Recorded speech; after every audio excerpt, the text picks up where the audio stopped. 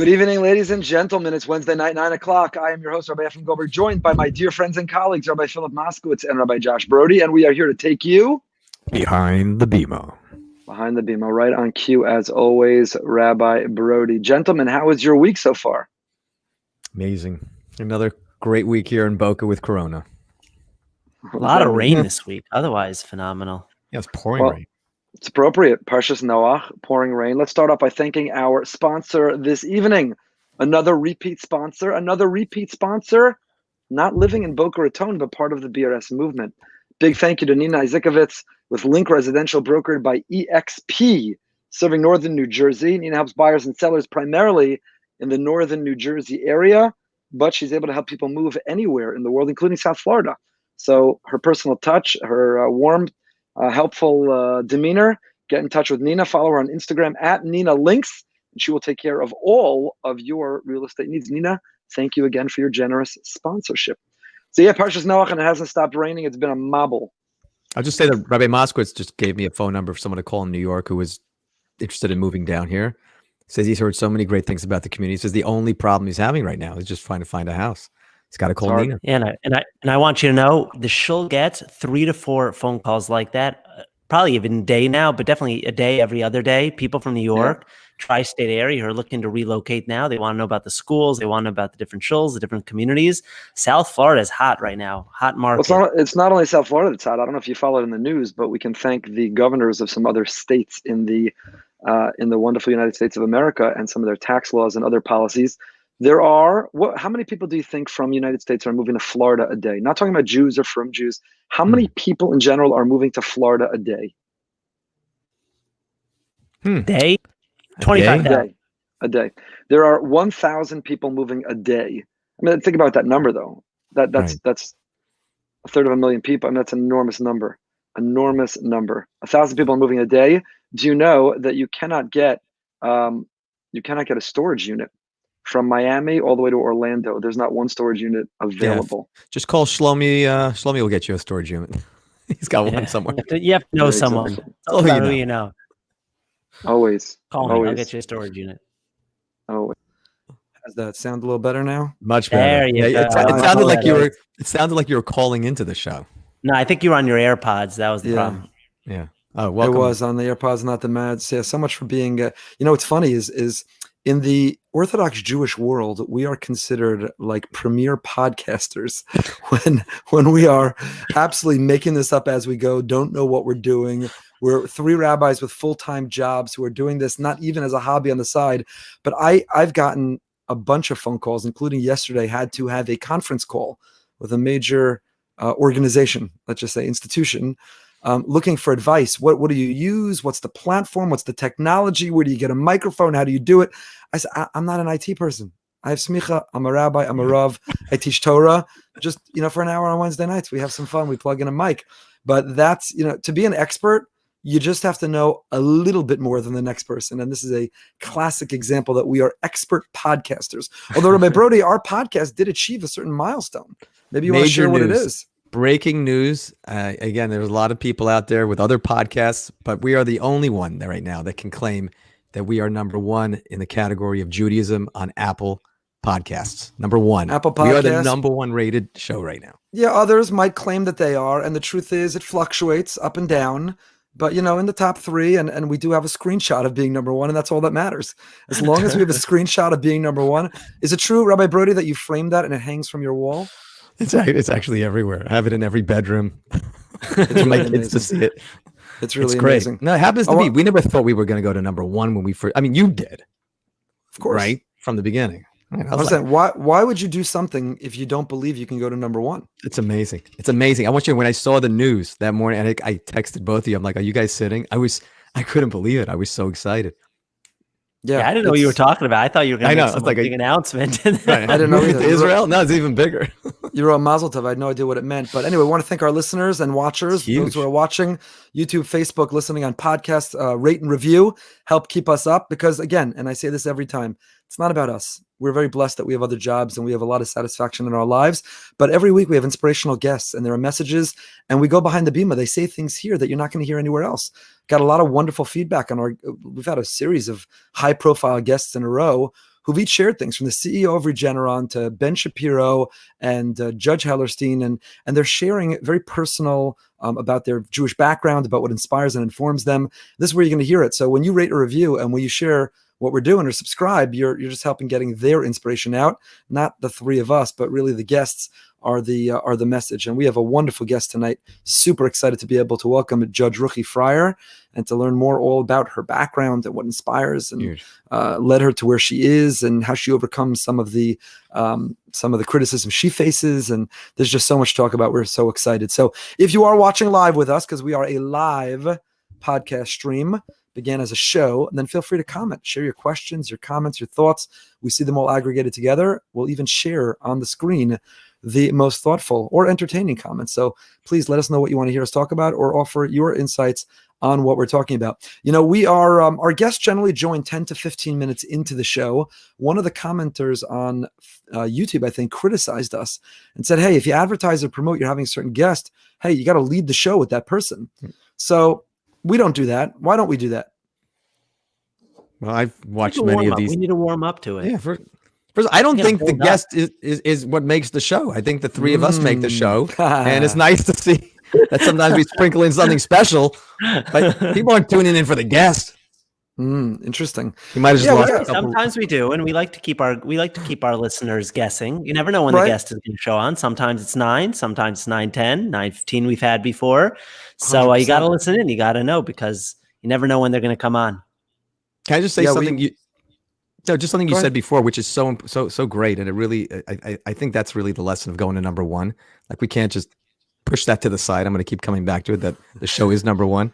But I called up one of the execs at the Federation as soon as we were number one as Marla, and I said, look at what happened. And I said, I think it's so important because we work on so many programs, and it's just like you said, that there's no reason you can't believe that whatever you're working on can't be number one. Not just number one locally or in our community. Why can't we be number one at whatever it is we're working on? It shouldn't just be okay. It should be great. And you've proven that again. Right. I think you got to be aspirational, ambitious. You got to strive. You got to be competitive, not for ego and arrogance sake, but if you believe in the cause, the mission, you believe what you're doing is adding value, then you want to be the best at what you're doing. And if you're not, or when you're not, that's part of Hashem's, that's part of God's master plan. You take it with humility and modesty, and you learn from it. But whatever you're going to undertake to do it well. Undertake to do it right. Undertake to do it the best that you can. And it's really a nice validation as three amateur people doing a podcast on the side as a hobby, mostly being ridiculed by our families for it. It was nice to see that validation of being number one Apple Podcast Judas category when we're really still at the very beginning of this experiment called podcasting. So we got a couple minutes till our guest comes on, but let's give her some introduction and background. And then there's so much to talk about. We got to tell who the sponsor is next week and where we will be broadcasting from. Wow. We're gonna mention that after our guest. We're gonna talk a little bit about why don't we make a l'chaim at the beginning of the show anymore? What happened to the l'chaim? Why have we been convinced not to do that? Where did that come from? And we'll talk a little bit about the hearing that's taking place. I think it's still going on right now. Palm Beach County, the Spanish River principal, who was reinstated after denying the Holocaust, and I'm really proud of our community. Palm Beach County got inundated. Flooded with phone calls and emails. 1,200 phone calls. 1,200 phone calls. Then the system shut down. I have to imagine that there are thousands more from around the country. I know. And the system we know shut down. It collapsed. But here's the best punishment for these members of the Board of Education who agreed to listen. The greatest punishment, it's like a midah keneged midah. Hashem is amazing. The rule is that anybody who calls in and weighs in on an issue, before they vote, they have to listen to each one. So they're going to have to sit and listen to 1,200 phone calls, all telling them that my parents were survivors, or who I lost, or what this means to me. And as you know, one of our dear friends, Melanie, pointed out to me today, it's not just about Holocaust survivors or Holocaust victims. What about American liberators? What about anybody who are decent, good people in the world? Right. Everyone should be equally offended. So, Rabbi Broide, we got a certain request here for you. So everybody's equally offended. I think Is that another podcaster? Is that someone with another podcast? I don't know who that is. Yeah, it could be. Everybody is equally, all good people are equally offended. And we'll come back to this and talk about it later. But I didn't listen to much of the hearing, but I heard one person get up in favor of allowing the principle to continue. And the argument was absurd for it. So we'll talk a little bit more about that and still review Simchas Torah. We got a lot to talk about on the other end after our guest joins us. But by way of introduction, Judge Ruchie Freuer, made the headlines. She made the news when she became a judge, which was an elected position and transitioned to criminal court. And she's a Hasidic woman. She grew up a Hasidic family and is married to a Hasidic man and is living in the Hasidic community. And to many, that is a real aberration. And I think to all, it is an outlier to be involved in the kind of work that she's doing. She's started several organizations that we'll talk to her about, one of which is perhaps a little bit more controversial than others, although behind the Bima, we don't get into controversy. We try to get behind the Bima. We want to learn, we want to be inspired, and we talk around the controversy, but we don't. With controversy. We dabble. We go to the edge of the controversy, but we try not to get or step right in. We're an apolitical show behind the Bima. So she really is a trailblazer, and she broke a lot of glass ceilings. And we'll learn a little bit more about her background and how and why and what led to that, and excited to be able to bring her on. She didn't just break barriers for the Jewish world or the frum world. When she did it, it made a lot of secular news. It made a lot of secular headlines. Did you see some of that? I was reading a lot of it today, and one of the things that was interesting was she kind of got thrust into this role as spokesperson on behalf of the Hasidic community and the interaction between the Hasidic community and the American community. And one of the interviews I read, she said, "I wasn't expecting all of this. I wasn't expecting this, to be thrust into this role. But you're a public position. You're an elected position. You represent a community that is oftentimes misunderstood by the general public." And I think she became an appropriate spokeswoman for that. Yeah, she did. Right. She's articulate and she's well thought and she's very persuasive, and proof is in the pudding. She's really doing great things that are having a positive impact. Long before the more recent one with Ezra's Nashim, and looking forward to asking her what led to that, what inspired that. That's 2 judges in a month, by the way. 2 judges in 1 month. We are probably the Jewish podcast that has hosted more judges. Are there other? We're number one. If we get a speeding ticket in New York now, we're covered for a little while. We're number one in that category as well. Yeah, I'm not sure it's going to help us. Yeah. Our fact checker has already texted me asking whether the opening of the podcast is going to start on tonight's episode. The rabbis spend time talking about how they are number one. Is that really all we're going to talk about? Let's have some humility. Number one, big deal. It doesn't really matter. Who cares? What's the difference? What do you mean? We're taking over Europe next. That's just in America. It's actually funny because somebody sent me, it tracks, I think it's called Chartables. I forget what it's called. It tracks where you are in the UK, in Canada, and elsewhere. And it's possible some high-profile guests we've had the last few weeks and some searches of their names have helped our podcast go up. But the truth is, if you think they're high-profile, wait till you see what's yet to come. We've got some extraordinary guests lined up, and we're now getting daily emails of requests to come on the podcast, which is exciting. But we're going to talk about things other than just how great our podcast is tonight. It feels good, by the way. Yeah, it does feel good. We get off and our lives remind us that. Right? Can you just don't forget it is garbage day tomorrow. Do the dishes. It is garbage day. It is garbage day tomorrow. Got the garbage after show. I always tell that story that I was once. I had the enormous privilege, not because of me, but because of the community that we represent, to be invited to a very, very special place and a meeting with people that others don't ordinarily get to meet. And I came out of that meeting and I called Yocheved, I called my wife before I got on the plane to come home. I was telling her all about it, how excited it was, and to be there and to be in that room and to be talking and she says to me, that's great. That's amazing. That's all nice. Listen, when you get home, don't forget to take out the garbage. Tomorrow's garbage day.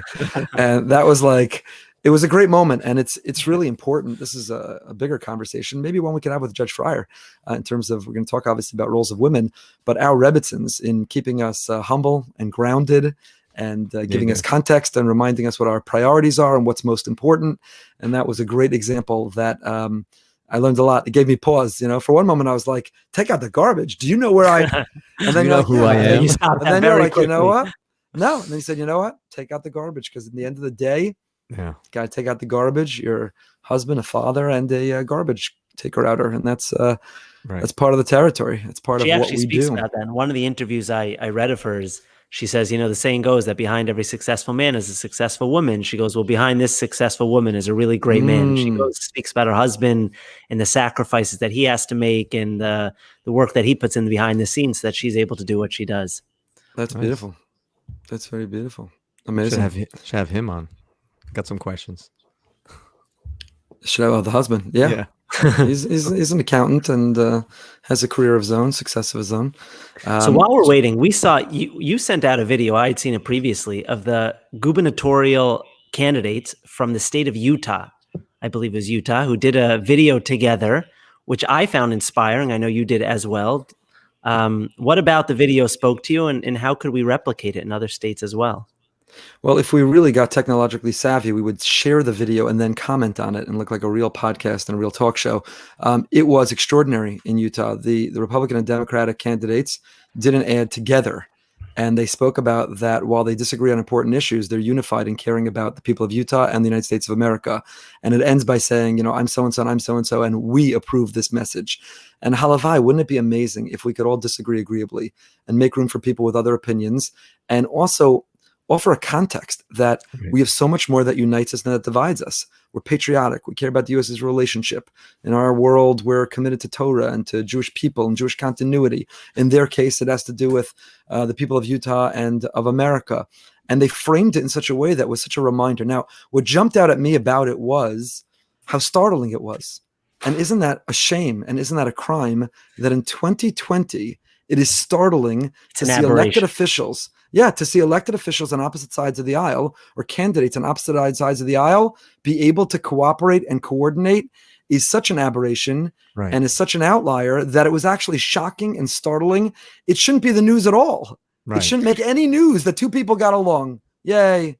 The refreshing part about it was that if you watched, again, just in my echo chamber on Facebook and on social media, people craved it. They were so excited about it. There was such a refreshing part of it that in an era of such vitriol in politics, people were just excited about people getting along, and people, even if they disagree with each other, as you just said, doing it agreeably. And it was a cute video. You wanted to watch it. They were playing off each other. They each got equal speaking time, and it was a cute interaction between the two of them. And as you said, it was really refreshing to watch and to listen to. I enjoyed it. Do you think that most Americans would love to see that message? In other words, the majority, let's say the middle, 80%, 70% would say that's awesome. And it's just, we have to be concerned about the 10% on this side, the 10% on that side who say, I hate this person. I'm not interested in that message. Do you think most Americans would enjoy that? I do believe. I mean, I'll say I do believe. I do believe most Americans are good people. They're not interested in saying things that hurt other people or that put other people down. But again, I think just social media gives way to these 1 minute sound bites where you got to give a guy like a little bit of a, knock in order to get on the news and to make the headlines. And this was nice because this went away from that. And it was a video that they did together. And again, I just, from what I saw on social media, it was overwhelmingly positive reaction. And even people said, I want to move to Utah because I want to be part of a state where one of these guys is going to be my So why don't we do that here? Is it too late? What do you mean do that? Rabbi Moskowitz, make a video like that or do something, whatever they do. Well, you and we need to do a video that No, I'm saying we get the Congress people, whoever's doing this, and we say, let's make a video. We support this message, or we endorse this message. Because I'll tell you what was nice. Again, maybe it was, and we could have them on the show at another time and ask them. It didn't feel fake. That was the nice part about it. It didn't feel fake. It didn't feel like they were putting a square peg into a round hole. It didn't feel like someone was forcing them to do this. If you watched it, either they were great actors or they genuinely want what's best for the state of Utah. And that's why it worked. I don't think you could force that. I agree. I think that it was very real. That's A. B, what I'm curious about is the pushback they got. I know that when a congressman I know who's a Democrat wrote very positive things about a Republican whom he worked closely with who was retiring, he got a lot of pushback and criticism from his own peers. You're not allowed to say nice things about the other side. So I'm curious whether each of them or both of them or neither of them got any pushback or grief from their own colleagues or peers about the way it went. I know the judge has contacted me. She's only a few minutes late, so we appreciate everybody's patience. But don't worry, we'll get our opportunity. She is coming on right now. And here we are, Judge Freier. Thank you so much for being with us tonight. Sure, my pleasure. Thank you for inviting. It's great to see you. What a great honor to host you. I am Rabbi Goldberg. I'm with Rabbi Moskowitz and Rabbi Broide. We're at Boca Raton Synagogue. Yeah. And like so many others, we've been watching and following your career and the headlines and the celebration of some of the barriers that you've broken and the difference that you're making. And it's really extraordinary, and we're eager to hear and learn more about it. So we want to thank you for being with us tonight. Can you hear us? It might be a little frozen. She has Ben Shapiro's Wi-Fi. Yeah, this is a growing theme. Hold on. Okay, she's going to come right back on. Okay. Miksa Shvacha B'fanav. It's a Rashi in this week's Parsha. So it must be that Hashem did not want her to hear all of that praise directly. So here we're coming back on. I don't know. Brooklyn doesn't have good Wi-Fi from what I understand. Whoops. No, here we go. Everyone's tuning in. Hold on. Are we back? Judge. Let's see. Are we back? How's that? Can you hear us? Sorry about that. No problem. No problem. Can you hear us well? I can hear you well, yes. Okay, fantastic. We were saying how honored we are that you're joining us and how eager we are to learn more about you and your vision and these accomplishments and the courage it took and the fortitude to really be pursuing them and the things that you've achieved. So we're so grateful and thank you for being with us. We already introduced you before you joined, but for those who don't know, Judge Freier was born in Brooklyn. She's part of a Hasidic family and obviously continues to be part of that community, worked as a legal secretary, then a paralegal, and ultimately went to law school and Brooklyn Law School, passed the bar, served as a lawyer, was voted in as a judge and became a criminal judge. I'm taking over, I believe, the bench for Judge Noach Deer. Is that accurate? Not quite. Actually, it was my uncle, Judge David Schmidt, who had retired, and then I ran for his original seat. So it wasn't just passed over to him, but I ran for his original seat. And when my uncle had gone up, Judge Noach Deer, Alav Hashem, had taken over my uncle's spot. So it was my uncle, Judge Schmidt, Noach Deer, and then came me. Judge Deer's daughter and family live in our community, and he was a frequent guest here and really a really special and extraordinary man. And we miss him, and yes. and I'm sure you feel the same, having had the chance to know him. So everyone's eager to know. I mean, tell us about your background. It's obviously a little bit of an outlier to grow up in the trajectory that you did, and to serve as a paralegal and support a husband in Kollel is probably not uncommon story. To then run for a position as a judge and to gain the distinction that you have has to be much more unusual. Amazing. So where does it come from? What drove you? What inspired you? Who taught you? What gave you the courage to do it? So, I mean, when I was raised, first of all, I come from a very humble background. My parents are great, simple, but hardworking parents. They encouraged us that we can do whatever we wanted to do. But my mother always said, you could do whatever you want to do so long as it isn't illegal, immoral, or against the Torah. And I had wonderful teachers in Beis Yaakov who taught us that we were all created in the image of God, B'Tselem Elokim, and that each person has incredible potential. So knowing that my parents encouraged me to accomplish, and knowing that my teachers told us that we had incredible abilities because of our B'Tselem Elokim in us, I felt that the world was wide open with opportunity. But I did know that there were certain limitations to what I could achieve. And I didn't think it was even possible to be a lawyer. When I went to Beis Yaakov Elementary School and Beis Yaakov High School, back in those years, Hasidic girls didn't have the chance to go to college.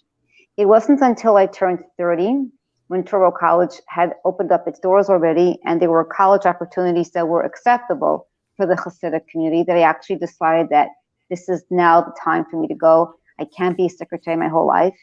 And with support of my husband and my family, I started college at the age of 30.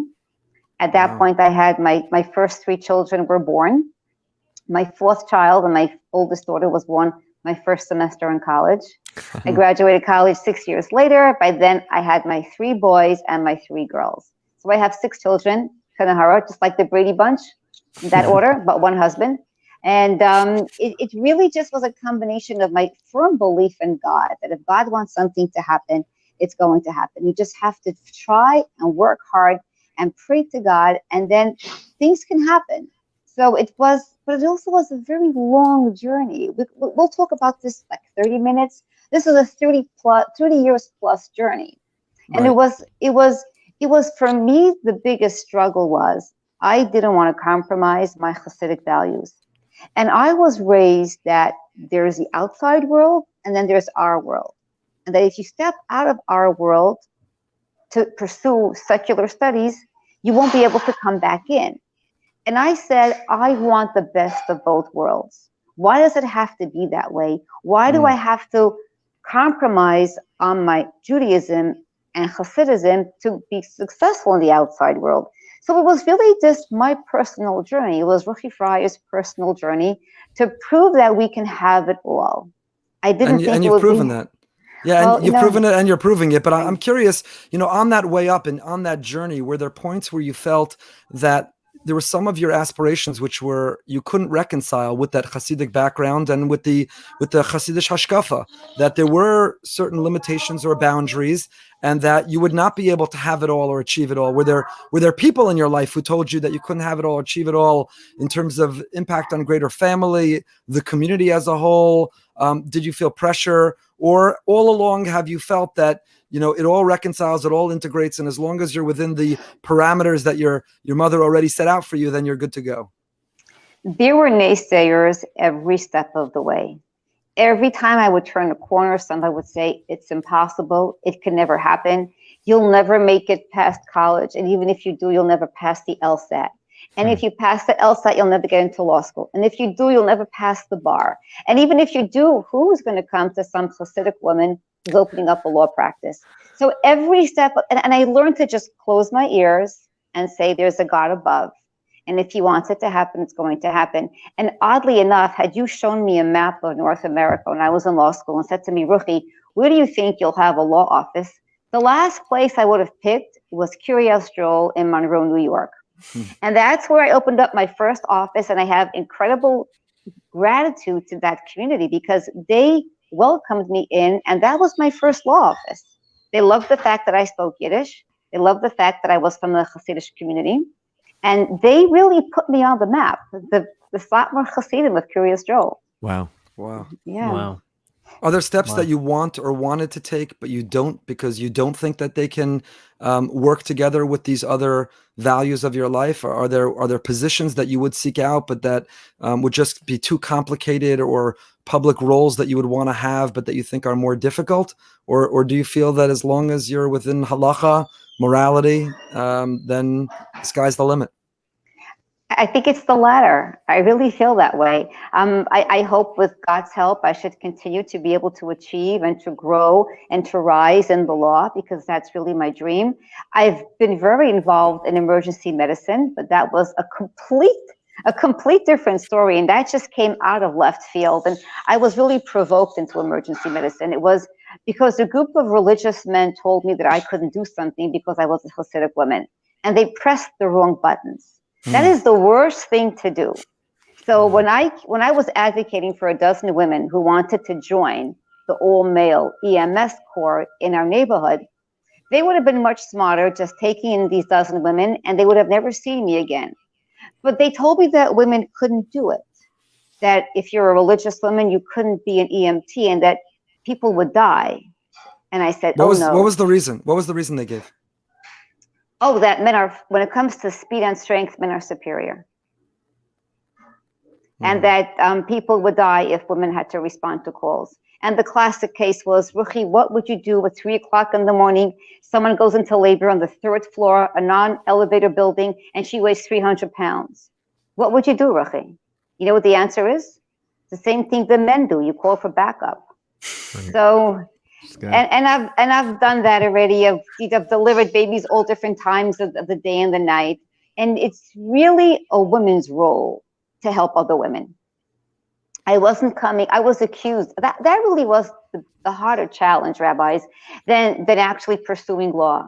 Because pursuing law, nobody challenged me. It was my personal dream and my personal challenge. Exams, studying, the bar exam, not being able to socialize and go to parties because I was studying for exams. But when it came to EMS, then it was a public outcry that this is Rachel Freier's radical feminist agenda. And that wasn't my mission at all. And all the media had to hear was there's this Hasidic woman who's a radical feminist, and I got so much attention. But I was really advocating for a woman. And I said, no, this is Ruchie Freuer and her push for women's rights. And I said, no. This is about women's dignity. This is not about women's rights. It happens to be that most of the time women are right, especially when it's our emergency medical care. But that was just a part of me that I had no idea I had any interest in medicine. And once I was provoked, I told these women, if they won't take you in, we'll start our own organization, because that's what we were told to do. But they told me it's never going to happen. So it's a huge irony that you actually got more pushback and resistance for your role in the community than for your role outside or going out of outside the Hasidic community. I want to let my colleagues get in, but I just want to ask you one other question for now on this track, which is, as also public figures and community leaders, how do you deal with that criticism? How do you not let it eat away at you? How do you not let it affect your husband and your children? How do you stay focused on what you're doing and why you're doing it? And who do you speak to for that chizuk? I'm not going to lie. We were approached today saying, how could you have her on and you're insulting Rabbanim from that community who all came out against this Ezras Nashim and you as fellow Rabbanim. And obviously that didn't stop us or bother us. But, are there other Rabbanim? Are there Rebbes? Are there those you turn to who give you chizuk to know that what you're doing is correct and you're on the right path? How do you emotionally, is it amuna, bitachon? Where do you find the fortitude to stay strong? It impacts not only you, but your family. How does it not gnaw at you, eat away at you? How does it not make you want to say, you know what? I'm hanging it up and I'm staying home because who needs this? That's a compound question. Yes. Where do I start? That's how rabbis ask questions, by the way. We pack a few of them into one. Right. Yeah. Okay. So yes, it's the Emunah and Bitachon. And yes, we have rabbis that support us. And Sarah Schneer is my role model. Sarah Schneer, who was the founder of the Beis Yaakov movement, fought against all odds because she believed that Jewish daughters have the right to have a Jewish education. And I went to Beis Yaakov, and her students were my teachers. I didn't know until years later that she had opposition and that she was considered a rebel. Years later, I found a book about her life. It's called Carry Me in Your Heart by Pearl Benish. That book gave me so much chizuk, so much encouragement to keep on fighting for what I believed was the Torah values of what women should be doing. And in one of those chapters was a very valuable lesson that Sarah Schneer taught her students. Now, this is going back to the 1920s in Poland, in Eastern Europe. And she was starting classes and teaching young single girls. And she said to them, girls, a Jewish daughter has to always wear a dress with two pockets. In one pocket, you carry the verse from Psalms, the pasuk from Tehillim, Kol kvuda bas melech pnima. King David writes that your modesty is your badge of pride. What's within you as a Jewish daughter is what should make you proud, because that's what identifies you. So carry your modesty in your heart with your head up high. But in your other pocket, you carry a different verse from Psalms. And King David writes, Es la'asos laHashem k'efeiru torasecha. There comes a time to act in Es la'asos when people have trampled Torah values. And girls, she said, you will be leaders and people will follow you. And she trained them to be students, to be teachers, and have their own students in these far-flung shtetls in Poland. And that's how the Beis Yaakov movement grew and mushroomed to what it is today.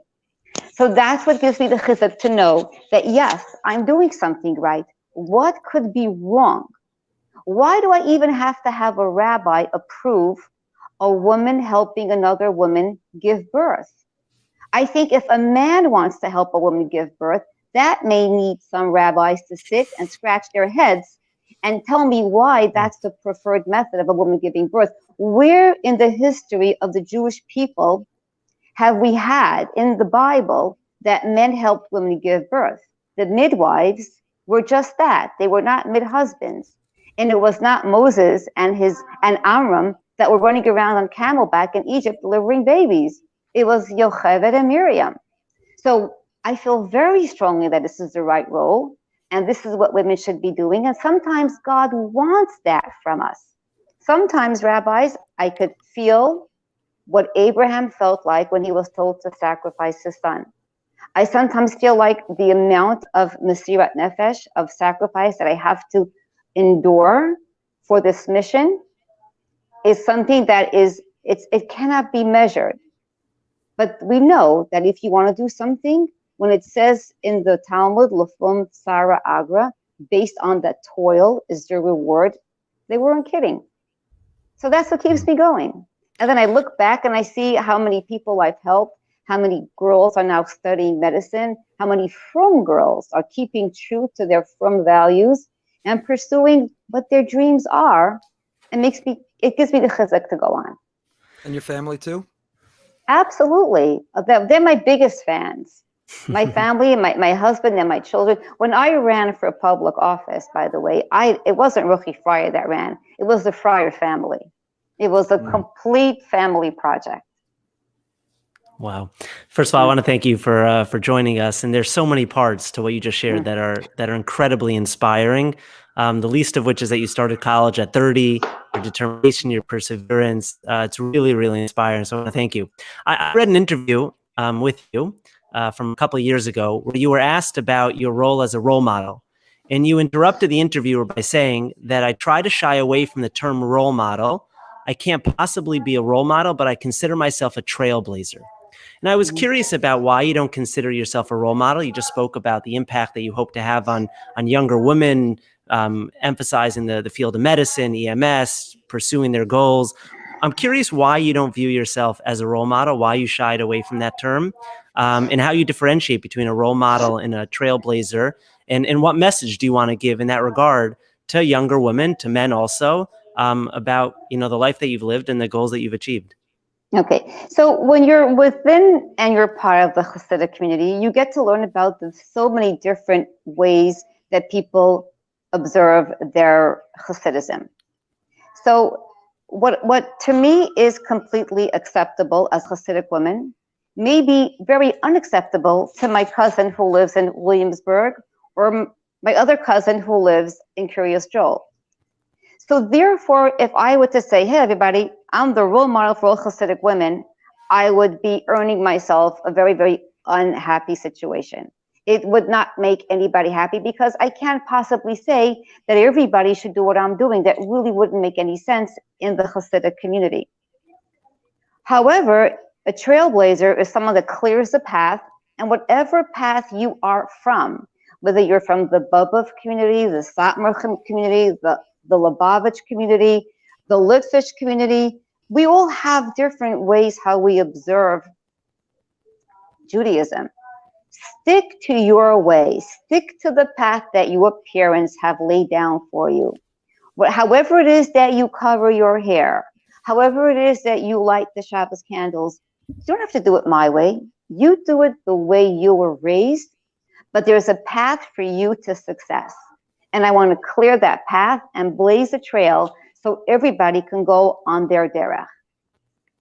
Wow, amazing. Thank you. First of all, thank you so much for joining us tonight, Your Honor. It's a real honor again, and it's really, really special. I'm just curious. There are probably many other women that have some great projects and would like to do something very significant. Also, probably facing many different obstacles, and I'm sure many have been in touch with you for advice. Is there a project out there that you say, I only wish the Jewish community would understand this is another thing that women need to be involved in? They can pave the way, they can lead the way. But if they just had the support of the community, it would actually happen. Is there anything like that right now? So right now, I'm so invested in emergency medicine. And right now, the big worry on my mind right now is training our women to drive an ambulance that's going to be delivered in Borough Park on Sunday morning. If I could do that, if I can get our women to be proficient at driving the ambulance, I think we can do anything. I really think that whatever you really want to do, we have the parameters, but no one should think that these religious parameters are stumbling blocks or obstructionists. They're not there to block us. They're there to help us. It's like the seatbelts that you wear when you get into the car. It's going to strap you in. It's going to keep you safe and help you get to your destination without getting hurt. So I really feel that there's so much that we can do. We just have to be willing to work hard and take the time and figure out how. But I so far haven't seen anything, unless of course there's like in the arts and performances where there you have the modesty rules that come into effect, that come into play. But aside from that, in terms of knowledge, education, I think the world is so large, and there is this expression in the Mishnah, and I always quote it to people. It says in the Mishnah, "Lo alecha hamlacha ligmor." You don't have to finish the task, but don't hold back from starting a project. People would come to me, Ruchie, I'd love to become an EMT, but I'll never finish the course. I said, who says you have to worry now about finishing the course? It says in the Mishnah, you don't have to finish the job, but you're not absolved from trying. Start, try. In Yiddish, there's an expression, and I'll translate it. Tien darfman, we have to do. Ofteen, accomplishing, this is for the Bashefer. That's for God. You just do yours. Try your best, pray to God, and He will make it happen. Because honestly, it's not me, and it's not the power of my own two hands that brings success. It's really God that makes my work successful. So if you believe that, go ahead, Rabbi. No, please finish. Yeah, if you have that understanding, you have that belief. I love my job, by the way, because regardless of which courtroom I'm assigned to, when I'm sitting on the bench, above me are the words, "In God we trust." And that's it. That's like, it's like a big sign. Shivisi Hashem lenegdi samid, like it says in Tehillim. Place God before you wherever you are, and God will help you. Wow. We're so appreciative of your time, and we don't want to take advantage of it. There's so much more to talk about. I want to talk about what it's like. Have you faced anti-Semitism on your rise politically and as a judge? Comments on what's happening with crime in New York. There's so much more to talk about. But I want to ask only because I don't want to regret not asking this. And our show, our podcast is not controversial. It's inspirational. But first of all, I do want to clarify that originally the goal of Ezra's Nashim was to be a unit of Hatzalah, to complement what already exists as a group of women who are helping, not to compete with. Is that correct? Absolutely. We're still not here to compete. We're offering something that they don't offer. We're not competing. They are phenomenal. They are fantastic. And they are men. If somebody wants a woman, no matter how great they are, they're not women. So it's not a competition. Right. No, I understand. And the question I want to ask, and please understand, this is not coming from our community, but detractors from within your own community, the Hasidic community, who say that Judge Freier is essentially a feminist in Hasidic clothing. So would you consider yourself a feminist? If not, why not? What does the word feminist mean to you? And how do you differentiate between those who are pushing the boundary and where you think you're still operating within the boundary? And I guess I'm again, not for our community who don't have those struggles, but in kind of just understanding in the greater picture of coming from that community, who sets the boundaries and where are they and how are they navigated and negotiated and why or why wouldn't you be comfortable being associated with that title? So feminism is a secular ideology. It's the women's push for equality with men. Judaism has separate roles for men and separate roles for women. And I am very proud to be a Jewish woman. I don't think that Judaism puts me in a second-class position. I don't think that the Torah puts me beneath men. We are different. And I would love to be called an Eshes Chayil. King Solomon writes about the woman of valor.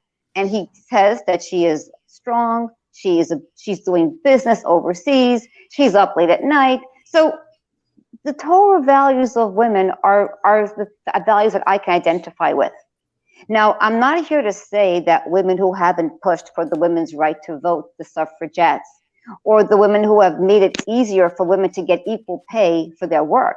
I'm all about women's empowerment and all about women being able to achieve and accomplish and reach goals that are shattering glass ceilings, but within the Torah framework. And feminism, because it's a secular concept, sometimes is counter to Torah values. So for me, the Torah is the guiding principle. For me, having faith having a family, my children, my husband, my parents, all that is primary. And I think in feminism, there are different ways of measuring importance. So that's why I don't like to use a secular ideology to talk about my hashkafos, my perspectives. So yes, there are some values that I have that may be aligned with the feminist movement, but I am not a feminist. I am a Hasidic woman who wants to live a life imbued with Torah values. So I think that cannot really be put together with the term feminism. But ask me about, ask me about women's capabilities. Amazing. I'm there. I'm at the forefront. I have 6 daughters and a little son, but my 6 daughters, I would be very proud for them to live and believe and follow that same path. And essentially, you see your accomplishments not in contradiction with where you come from, but the continuation of where you come from, and that there's no reason anybody who goes to Beis Yaakov or comes from that background or is rigorously religious can't also find their way in the same ways. That's really, really amazing.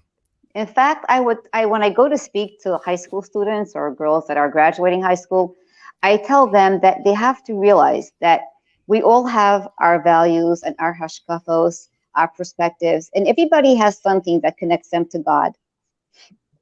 No one should think for 1 minute that you have to compromise your religious values to succeed in the secular world, because you don't.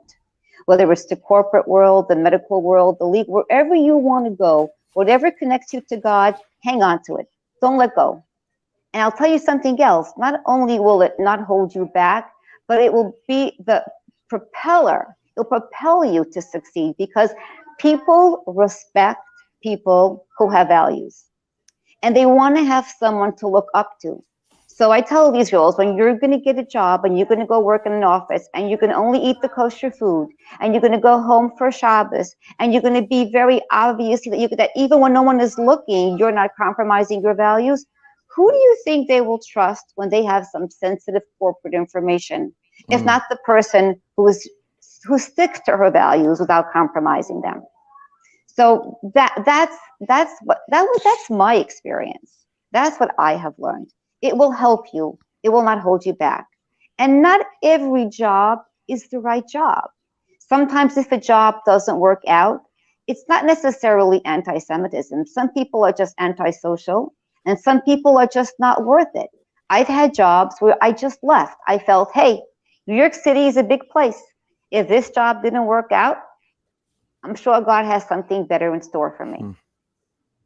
Amazing. Wow. I want to thank you for your time. Wow. It's really, you've been very generous to spend all this time with us and give us some insight. Rabbi Moskowitz, did you have one more question? Yeah, no, I mean, I've actually have a million questions.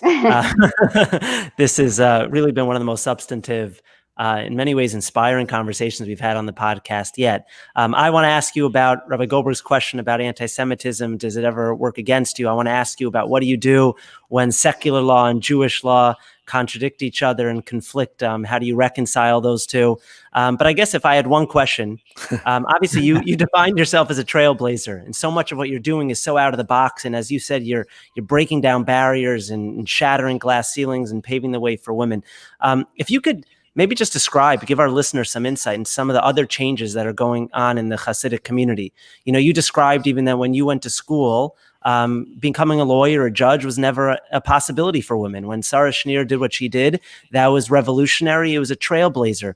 What are some other of those trailblazing type of ideas or ideals that are taking place in the Hasidic community of opportunities, whether it's for women, whether it's for men, in terms of engagement in the secular world? I would imagine a lot of our listenership doesn't have access to the inner workings of the world that you come from and would be curious about some of those changes within it. So these changes have come slowly, and it was giving the men and the women the chance to pursue a college education and to have careers and opportunities in areas that weren't possible before. So you have women who are now accountants, OTs, PTs. You have so much that they're doing now that they haven't been able to do before. And interestingly enough, it's more to the women's advantage than to the men.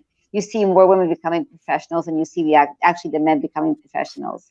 So, but in terms of the men, because women now have jobs that are higher and earning more, there are men able to now sit and learn in kollel longer because their wives are working.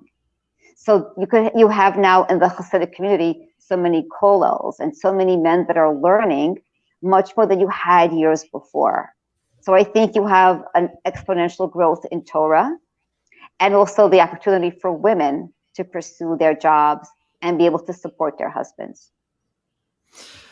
Thank you so much for all your time. Thank you for being with us. If I can ask, I don't know if it's too personal a question, but I'm kind of curious, as somebody who's recently gotten into Hasidus, what kind of Hasidim are your family growing up, or is your family now? Okay, so growing up, my father was more neutral, but he was very close to the Spinker Rebbe and davened in the Spinker Shul in Borough Park. And my husband is from the Babova community. That's BOBOV. And I have many, and I like to consider ourselves really neutral because we go to wherever there is a nice shul and there is a nice Rebbe. But that's really where my kids went to school, in Babov. And that's basically it.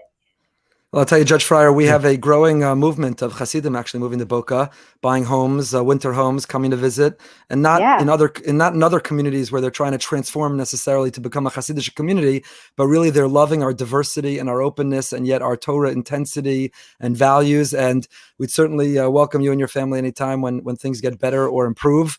In New York and in Florida, and we're not going to touch that topic in New York, despite several of our listeners texting us to ask for your opinion about what's happening in New York and the compliance or lack of it there. But that's not where we're going now. We want to just thank you. Thank you for being an inspiration. Thank you for being so articulate. It's clear when you speak why you became a lawyer and now a judge, and how persuasive you are, and how authentic you are in what you say and what you believe in. And I want to thank you. We want to thank you for being an inspiration, for giving of your time, for joining us tonight. You should have continued siyata d'shmaya and success in all that you do, and nachas from your children.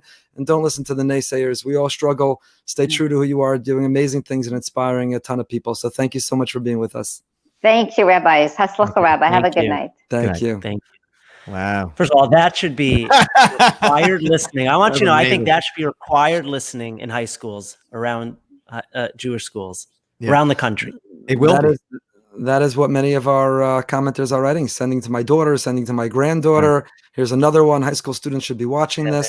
I'm glad. I was a little nervous to ask that question if that wasn't clear. I know when you went there, but she gave a great answer. She handled it. I was very nervous because, I think we pride ourselves in our show being one that's welcoming to people of really diverse perspectives and just trying to have good conversation and inspirational conversation. And I wasn't trying to create controversy by raising the feminist word, but I'm so glad that I did, because the way that she captured and framed and talked about the difference and what's in common, but why she doesn't want to use that secular label and staying true, and at her core being a Hasidic woman, a mother, a wife, that being the essence of who she is and everything else on top. It was, again, just if someone would clip out that little segment, it really should be a lesson plan and part of a curriculum of what it means. And to her, where she's gone is not a contradiction to being a Beis Yaakov graduate. It's what a Torah education for a woman should lead to, is the ability to be anything you want, obviously within the framework and the guidelines of halacha and more. Correct. So that was really that same amazing. Interview I had referenced before, she had a quote which I loved, and she addressed it in the interview. She said, "Being Hasidic didn't hold me back from being successful. Being Hasidic made me successful." And you really got that, as a quote. It was a little bit out of context. I didn't fully understand it, but when you listen to her, it pulsates through everything that she does. Her emunah, her bitachon, her drive, the notion of tselem Elokim, that she was created in God's image here on this earth for a mission and a purpose. It was really, we've had a lot of great conversations. I found that very substantive and really you made that clear. Basically, Rabbi Moskowitz was like, Ben who? Just joking. We have no more favors we could use from him anyway. We're picking up those social cues. She was amazing. We hope it'll get around. We have very little time left. I think we're going to need to extend the time of the show, because all these topics we want to talk about every week and we never get to it. So here's one. Which one of our listeners made a Twitter handle for Behind the Bima? We all of a sudden we all noticed today that we were being followed and retweeted by Behind the Bima, and we checked with one another, and none of us did it. So whoever you are, we love you. We're not upset at you. We're just really curious about who you are and what led you to doing it. You're judicious in what you tweet out from that Twitter handle. Oh yeah, Maybe- we'll monitor that very carefully. Maybe that guy will make a little clip of that video you just referenced, and then we'll post it for all of us. There you go. Exactly. Yeah. But anyway, everyone should follow Behind the Bima on Twitter. We have no idea who's running it, who's in charge of it, and we're a little bit Most nervous. things in our life. Yeah, but like every episode with Rabbi Broide, we're nervous what's going to come out of it. But Exactly. so far, so good. far We've it's been- worked. My We've been money's on the okay. fact checker. I think the fact checker would have shared it with us. It's hard to believe the fact checker Yeah. would have done it without telling us. You think so? He could probably do. figure out who did it. Yeah, it must be him, by the Yeah. way, because he just wrote the fact checker. You don't have any suspicions.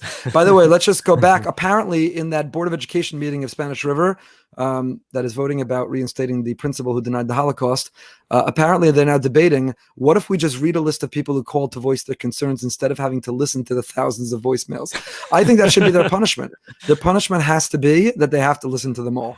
That is the punishment. Unless they agree to reverse it. If they agree to reverse it, all is forgiven. They don't have to listen to anything. They are all good to go. I'll tell you what is fascinating, though. Last week, Ben Shapiro talked about why he left law and how miserable and terrible and the worst it was. And this week, we have a judge who found her meaning and purpose through law, which was really, really amazing. So who started our Twitter handle? That is a big question. And we want everyone to come back to us. We have so much more to talk about.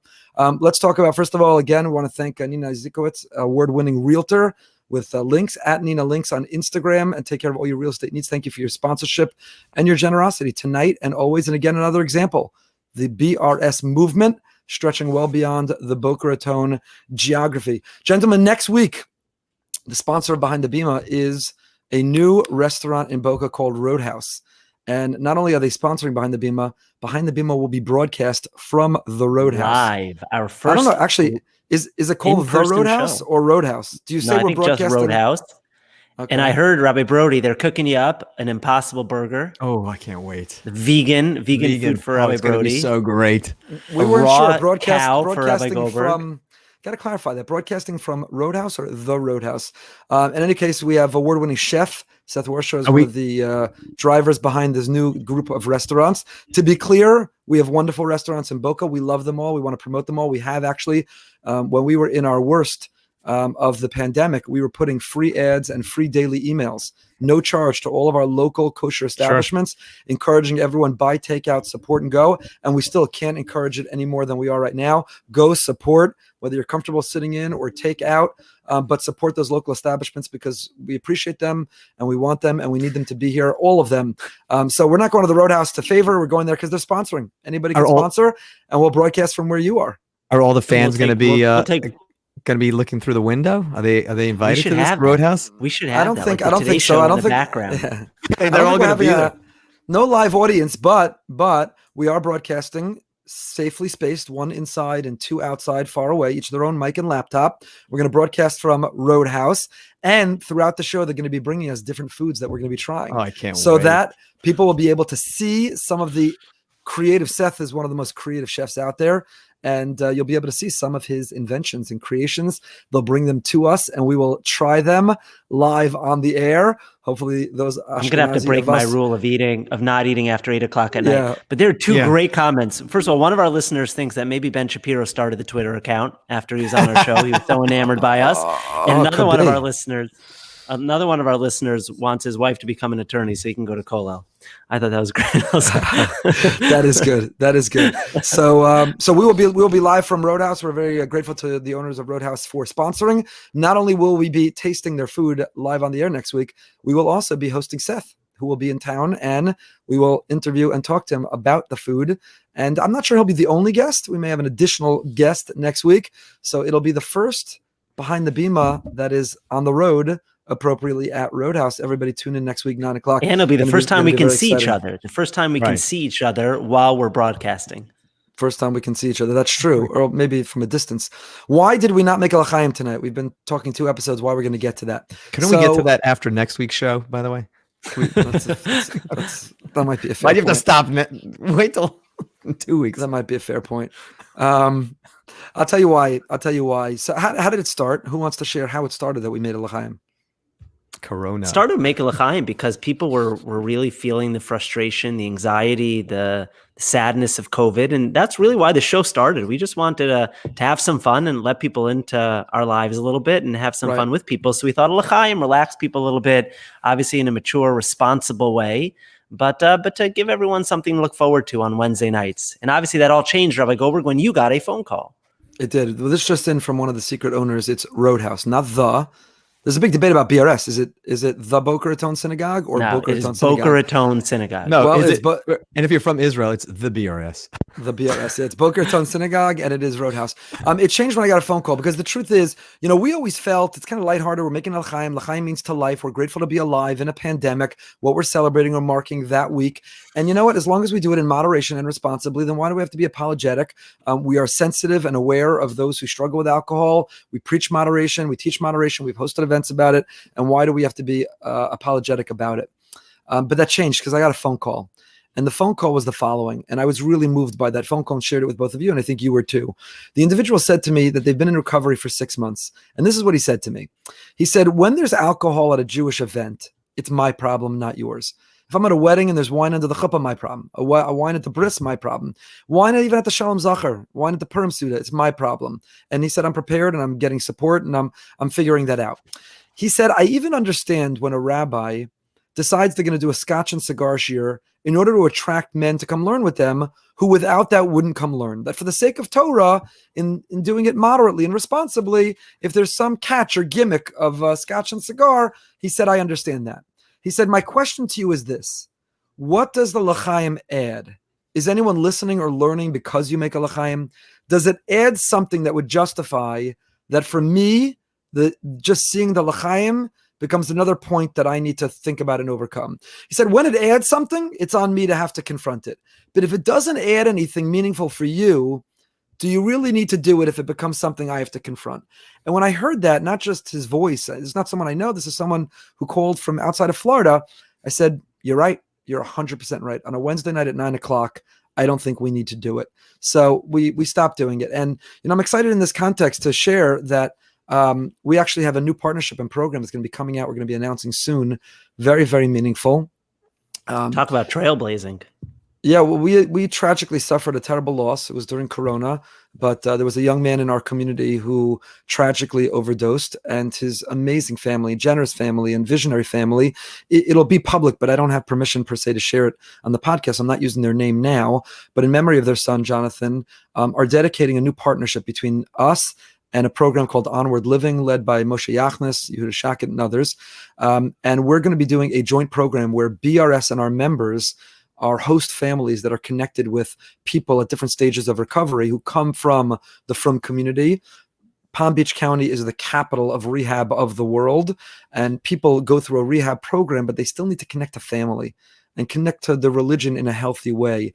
And so we're going to train families who will be host families. They will play supportive roles. As part of this, we're going to do more education, and we're going to talk about addiction and recovery in a way that no one has to be ashamed, and that we can really talk about it and tackle it, which is really, really important. So you'll hear more about that partnership between BRS and Onward Living, Kadima, Moshe Yachnes, and really grateful to Jonathan's parents who are channeling their pain and their grief into their generosity to help us try to tackle this and avoid more people. I actually had a meeting earlier today, a virtual meeting on Zoom with someone I never met who comes from outside of Florida. I won't mention which very firm community he comes from, who was down here in rehab. He's in a halfway house now, still getting treated, a victim of sexual abuse that led into all kinds of addictions that needed to be treated. He's doing fantastic, but needed some local support. And I'm really glad to have met him. And when I said to him, without telling him about this program, I said, look, you've been in recovery for several months, and you're on the path. And given your background, would it be meaningful to be connected to a religious Jewish family who can host you? It was interesting. He said to me, they'd have to be comfortable with me driving for a meal because I'm not comfortable staying at anyone's house, given his background and his history. And religiously, he's in a place, if you knew where he came from, it's obviously very different than the way he was raised, but he's religiously comfortable driving right now. And I said, yeah, we have families who would love to have you. So this is a really needed program, and excited and proud that we're going to be launching it. It's amazing. And what's interesting is, and this was the feedback we got from Moshe Yachnes and Yehuda Shakit and so many of the other members of the team there, was part of what they left was an unhealthy relationship with religion. And part of what they look to BRS for, and they're so excited about the partnership with BRS for, is that we have members that will not just take them in and love them, but will be able to reintroduce them to a healthy relationship with God, a healthy relationship with religion that's so fundamental, as he described it, to their overall healing process. And to be able to, as you said, to be able to play that role, I think is an enormous source of pride for our community. Yeah. So one of our listeners just posted, "Can we tackle the issue of addiction?" And we will. We have such a lineup of guests who are coming, but experts in this area, and we're going to talk about it. On Behind the Bima, our mission is to talk about topics and to draw inspiration from people to go behind the Bima. I'll just share this as we're ending, because that's usually when I share things that I sometimes regret right after we end. But I'll tell you, our listeners, in trying to identify who would be guests that you want to listen to, we have all kinds of organizations and leaders of organizations who have been contacting us saying, "I'd love to be on the podcast." But we're not here to promote organizations per se, even the most beautiful, amazing ones doing great work.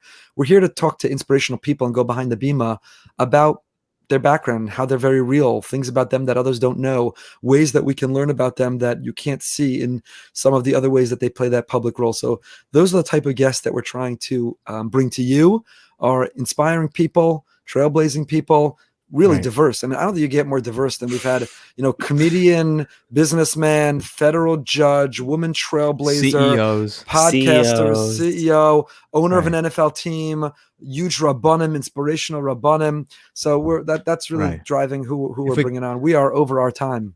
I was gonna say, if we could read about you on your website, we're not bringing you on. Yeah, so exactly. We want to bring on to learn about you here. So listeners, rate and review if you're listening on the podcast. Subscribe to our channel if you're listening on YouTube. Share the message. I think this interview, Judge Freier's words tonight, should be played in every for girls of all backgrounds, and giving them a lot of inspiration would be really, really amazing. So we thank you. Until next time, thank you to Nina Izikowitz, our great sponsor. Thank you to all of our previous sponsors and future sponsors.